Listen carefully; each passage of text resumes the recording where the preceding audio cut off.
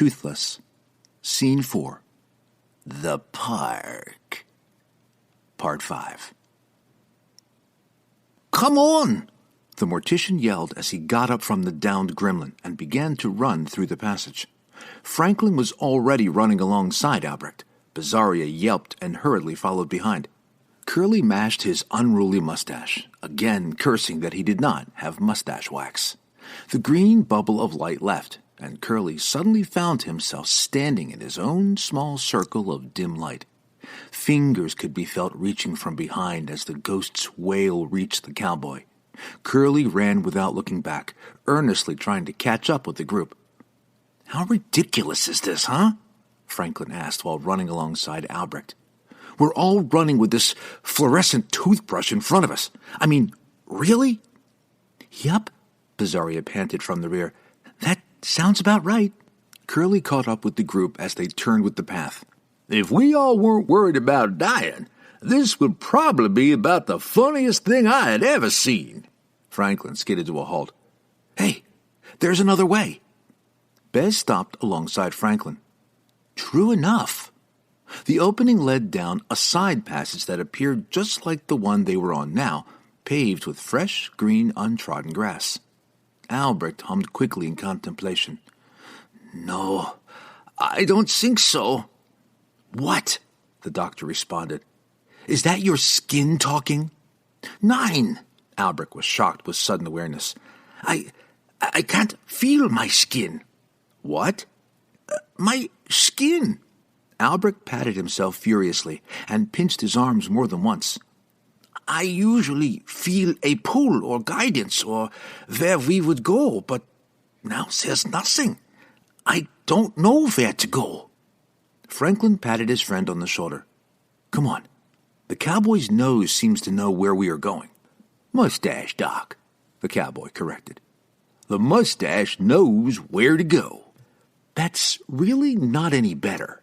They laughed quietly as they walked through an opening in the hedges, following the path as it turned right and then right again. Shortly after the second right, another glitched street lamp came into view. "Oh, no," Bizarria moaned despondently. "I'm going to let everyone go first. Let me know if you guys find any gremlins." The path opened to a small clearing with a junkyard car stack in the middle. It was similar to the other stacks they had encountered before. The Magi remained at the far edge of the green bubble, while the other three companions spread out. Albrecht and Curly looked to one side of the clearing, while Franklin examined the other side. "Hey, guys," Franklin called out quietly. "There's another way." Albrecht was moving quickly and swinging the toothbrush, making it difficult for anyone else not looking in the same direction. "Albie, could you slow down to let me look behind the cars?" Curly asked slowly. "I don't think that's a good idea." The mortician was peering down another pathway in the clearing. "But what if there's something back there?" "Why would we want to know if something is back there?" Albrecht walked back to the cars where Curly was standing. "These head munchers are starting to wander away from their cars. I don't want us to be surrounded." Curly was already walking around the car stack before the mortician could get alongside. Albrecht rounded the stack's corner and was quickly shushed as the cowboy pointed to the ground. "I think I see some footprints," the cowboy whispered. He bent lower to get a better look. As Curly knelt down to better examine the grass, a wild and vicious squeal came from atop the car stack. "Gremlin, tackle, versus Curly, dexterity. 3 versus 4. Curly succeeds." Grateful for the gremlin's dependable squealing before an attack, Curly easily rolled away from the gremlin, allowing it to faceplant spread eagle into the ground. "Now look!" Albrecht yelled out. "You'll get yourself surrounded because you've backed yourself into this corner." "That's why you're behind me," Curly responded wryly. "If you're behind me, they can't surround me." "Thanks," Albrecht responded ungratefully. "Then you'll have gotten us surrounded." "Just hold on. I'm going to kick this little..." Curly, heel kick versus gremlin, dodge. 7 versus 3. Curly succeeds. Curly's boot connected with the gremlin as it rose from the ground. The little monster flew, sprawling several feet away. Bizarria refused to follow Albrecht behind the car stack, yet she did not want to be alone. So she stood next to Franklin, who was at the edge of the pale light near the pathway he found. A bloodthirsty squeal tore through the quiet, followed by Curly and Albrecht yelling. Then another squeal, but this one came from over her head. Gremlin, tackle, versus Bizarria, dexterity. 4 versus 1.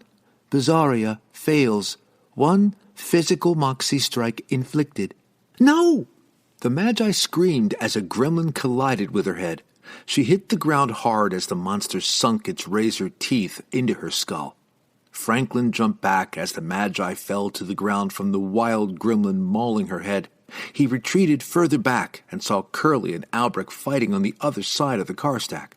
The doctor's eyes darted left and right, watching the gremlins attack and maul everyone.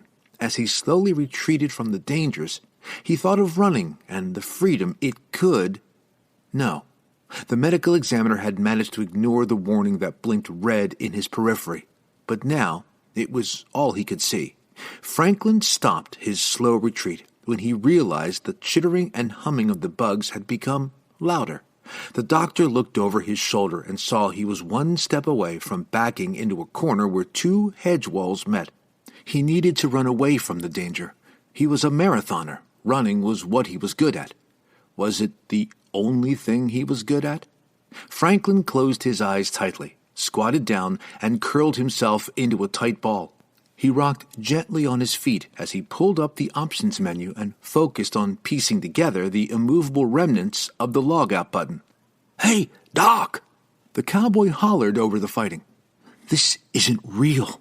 This is just a thing," Franklin chanted as he concentrated all his will on waking from this nightmare. If he could just remember what life was like outside this place. "What's the matter with you?" Curly persisted. Franklin opened his eyes and peered out from his ball as if waking up. The red warning flashed ceaselessly. "I'm down to 1 moxie." "You can't just heal yourself?" Curly sidestepped and tripped an attacking gremlin, letting it roll away aimlessly. "It's almost all emotional, Moxie."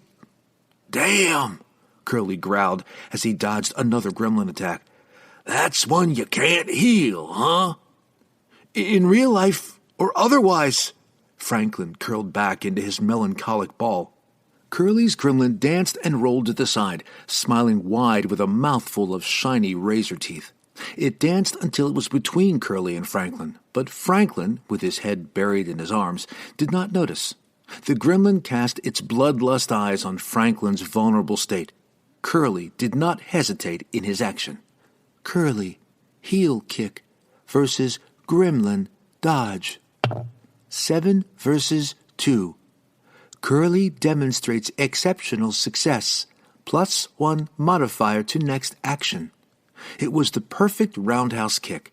The cowboy spun and could almost see the impact in slow motion. The gremlin's large, evil smile transformed to loose lips as its eyes bulged from the kick. The middle of the diminutive monster bowed as its top and bottom portions neatly folded around Curly's boot. Then time sped fast forward as the gremlin flew through the hedge wall, leaving the hole next to Franklin. "What the—" The doctor popped out of his ball and fell to the side, surprised by the squealing, bug-filled hole nearby. Franklin looked at the cowboy, trying to comprehend what just happened. "Hey, Doc!" Curly snickered as he pinched his mustache and admired the dust floating up from the noisy hole in the wall. "I'm really starting to like those bugs." Albrecht sped around the stack of old cars, not wanting to be trapped between the gremlins and a bug-infested wall of foliage. Upon rounding the cars, he saw the Magi struggling with the monster over her and charged. Albrecht, cut, versus gremlin, dodge. 6 versus 2. Albrecht succeeds. The mortician lunged and stabbed the gremlin with his scalpel, rolling to tear it off Bizarria's head.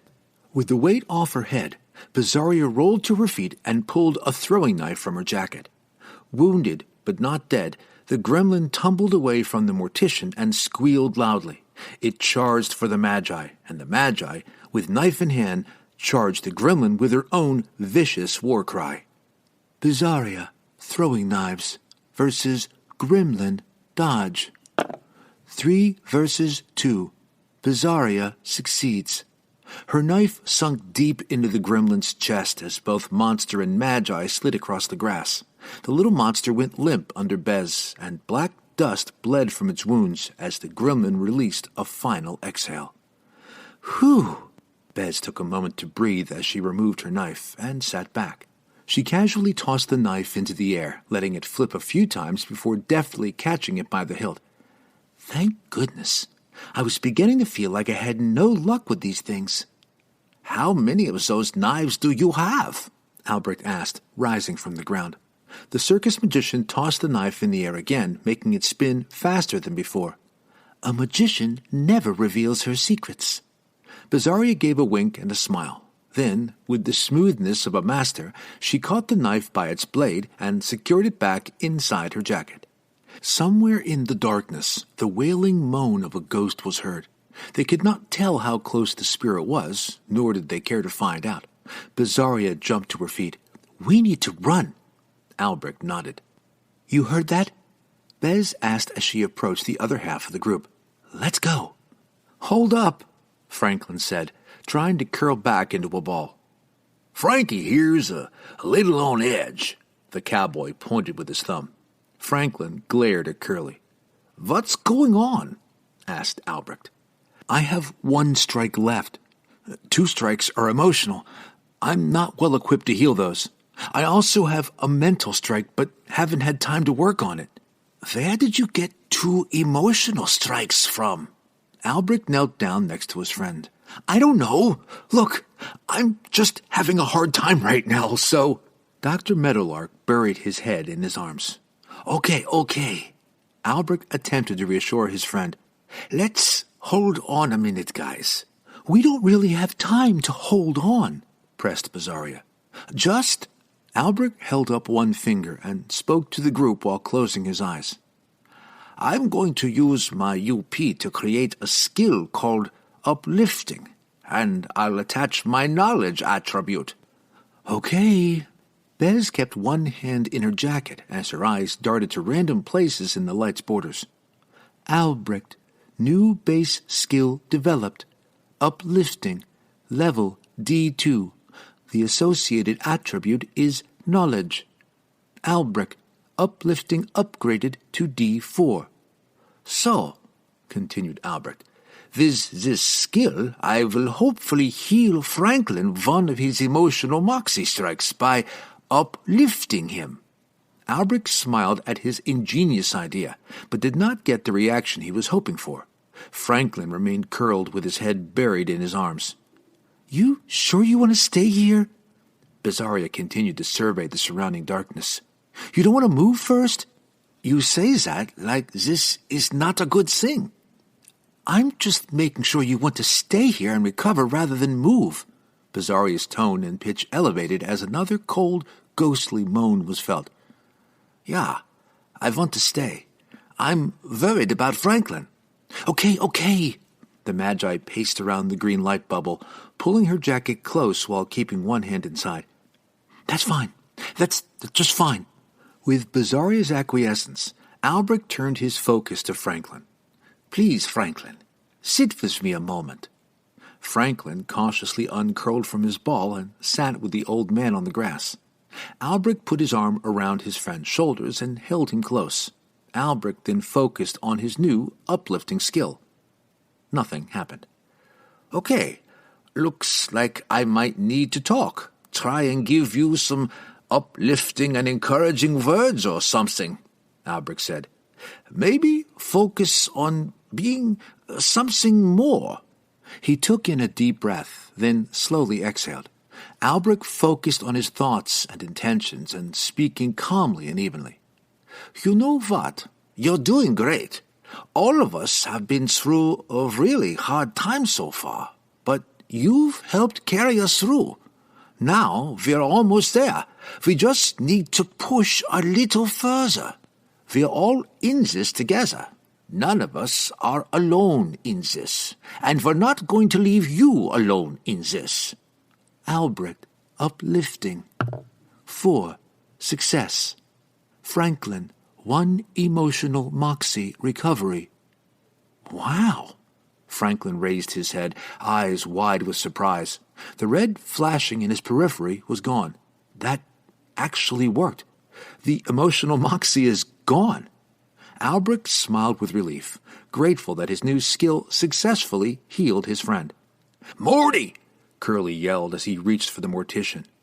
Icy falls washed over Albrecht's soul as the whispered ghost descended upon him with outstretched fingers. Whisper, siphon versus Albrecht intelligent dodge. 3 versus 5. Albrecht succeeds. Albrecht quickly rolled away from the spirit's grasp. The cold, pain-filled wail permeated the light bubble as the ghost slowly turned to the nearest soul. "You know, when I said we are all in this together, that also means we run together," Albrecht called out. "Don't worry, I'll run," Franklin grinned as they all escaped, running down a new path. "But I won't outrun you guys." The friends quickly fled from the ghost and turned down an untraveled path. This was another narrow path that forced the group to run single file. Bizarria was in the lead, while Curly took up the rear. "Why did you call me Morty?" Albrecht panted back to Curly. "Isn't that your name?" asked Curly. "Albie Mortischenberger?" "No. My name is Albrecht Eisenberger. I am a mortician." "Close enough." The wall opened to the right, indicating a branch in the path, but the group picked up speed as 2 wailing ghosts greeted them at the opening. "Straight line!" Bez yelled. "Run straight!" Albrecht echoed Bez's direction as they ran past the outstretched fingers. "Too close!" Curly felt the deathly ice rake his spine as they darted past the ghosts. Franklin could be heard chanting, "No, no, no," with every fall of his foot. The path twisted, turned, split, and branched as they raced across the soft grass. They hit a dead end, backtracked, and continued running in the most forward direction they could guess. Another body of water halted their progress. Curly was breathing hard from running, but still took the moment to tame his mustache. "What if the puddles are moving?" "I don't think the puddles are moving." Albrecht leaned over the reflective water, looking with his toothbrush. The bug-infested wall opened in the middle of the puddle, indicating a direction they had not yet traveled. "Yeah." Franklin crouched down and scrutinized the water. "This is a different puddle." "Is it?" Bizarria was scanning the darkness behind them. "We haven't gone through there." Albrecht motioned to the opening in the middle of the dark pool. "I feel a pull from something in that direction. I believe that's where we should go." "Okay, your skin is pulling again." "Great." Bez tried to laugh off her anxiety as she turned to face the water. "We're holding hands again?" Albrecht nodded with a smile and held out his hand. As the Magi grabbed his extended hand, the mortician bit his toothbrush, then extended his other hand to Curly. "Just in case," Curly chuckled, raising his clasped hand and glancing at the Magi. "You know, to help if somebody falls in." "Not my fault," Bizarria snapped back. "It just happened." Curly smiled as he led the way across the dark water. Quickly but carefully, he stepped into the shallow pool. Franklin refused the Magi's extended hand and began shaking out his legs. "I'm going to go fast. That seems to be working best for me right now." Bizarria looked at the doctor with pursed lips, then nodded and followed the other 2 into the shallow pool. Curly, dexterity versus water, pull. 4 versus 3. Curly succeeds. "Guys," Curly called out as he stumbled but kept his footing. "There's definitely something in the water." Bizarria, dexterity versus water, pull. 3 versus 1. Bizarria succeeds. "No!" Bizarria yelled, thinking she was going under, then realized Albrecht had pulled her slightly down because he had tripped. Albrecht, intelligent dodge, versus water, pull. 4 versus 2. Albrecht succeeds. Albrecht shrugged an apology for the scare he accidentally gave the Magi. Franklin watched the green bubble of light move with his friends across the shimmering water. A distant wail was felt from behind as the light left him, and the doctor quickly squatted into his sprinter's starting position. Franklin, outrun, versus water, pull. 4 versus 3. Franklin succeeds. Franklin sped across the dark waters and reached the other side as Bizarria stepped onto the grass. He smiled as they exchanged silent congratulations for successfully navigating through the haunted water. Looking forward, the path opened to a clearing larger than any they had encountered. It was so open. This was the first time since entering the maze that they could not see bug-infested walls nearby. An awkwardly hanging lamppost was ahead, attached high up on a stack of cars. Behind the stack appeared another pale light column from another car stack. To the side were more car stacks and awkwardly hanging streetlights. The scene was reminiscent of the junkyard, except soft green grass was underfoot, and the world felt more enclosed. The lamps no longer held back the night. Instead, they were pockets of light littered across the darkness, like spotlights for the unseen dangers lurking in the night. A slow, faint tapping of metal on metal rang from within the darkness. It was a sound that echoed in their minds, threatening to recall horrors that were better left suppressed. Then they heard the whirring of a high-pitched drill.